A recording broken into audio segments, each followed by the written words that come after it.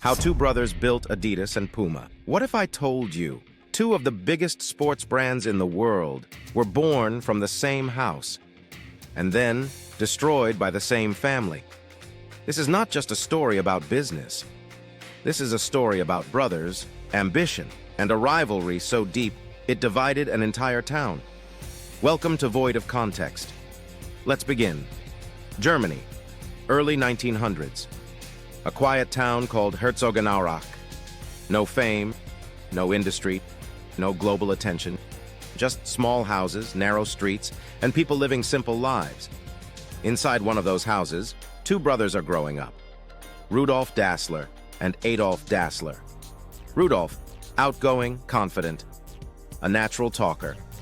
Adolf, quiet, focused, obsessed with one thing, making better shoes. Their father worked in a shoe factory, so from childhood, they were surrounded by leather, tools, and ideas. But unlike others, they didn't just want to work. They wanted to build something new.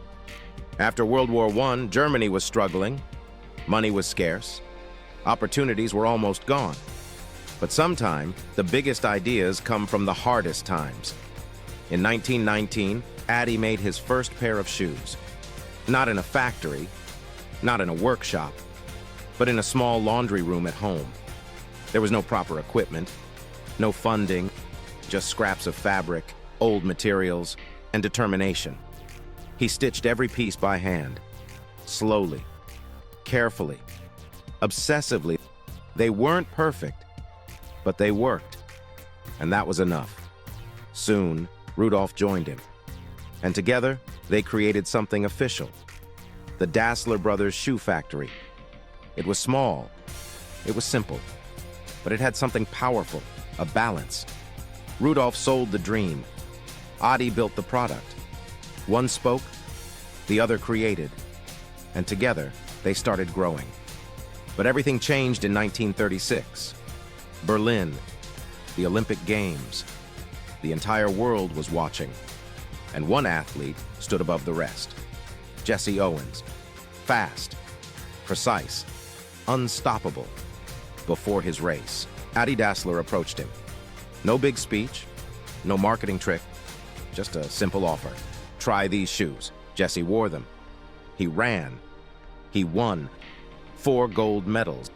And just like that, a small town idea stepped onto the world stage. Orders started coming in. Athletes wanted those shoes. The factory expanded. Success was finally real. But success doesn't always bring peace, because behind the scenes, something was breaking. A misunderstanding, a disagreement, a growing silence. And then World War II began. Everything changed. The factory stopped making sports shoes. Now it made military equipment. Pressure increased. Trust disappeared. No one knows the exact reason, but the bond between the brothers collapsed. They stopped talking, stopped trusting, stopped being brothers. When the war ended, the business survived, but the relationship did not. In 1948, they made the final decision. They split. Adi stayed. Rudolf left. And just like that, one company became two. Adi created Adidas, a name built from his own identity. Simple, sharp, recognizable. He focused on performance, innovation, athletes.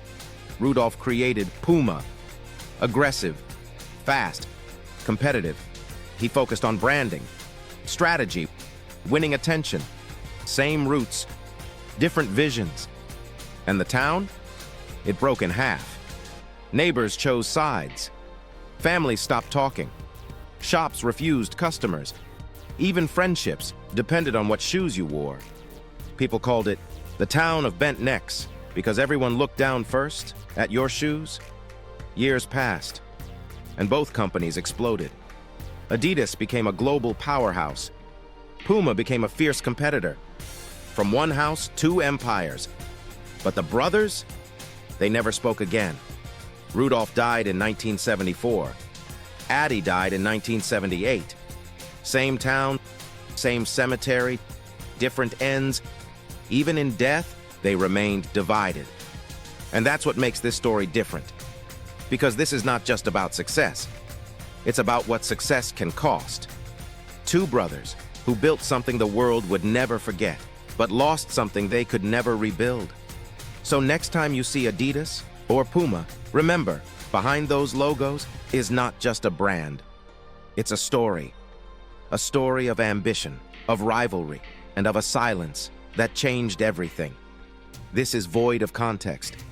And this was more than just history.